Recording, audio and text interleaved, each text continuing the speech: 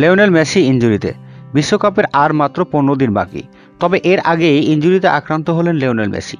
যদিও মেসির এই ইনজুরি খুব গুরুতর নয়, এমনকি বিশ্বকাপে মাঠে নামতে পারবে না এই নিয়ে জাগেনি কোনো শঙ্কা।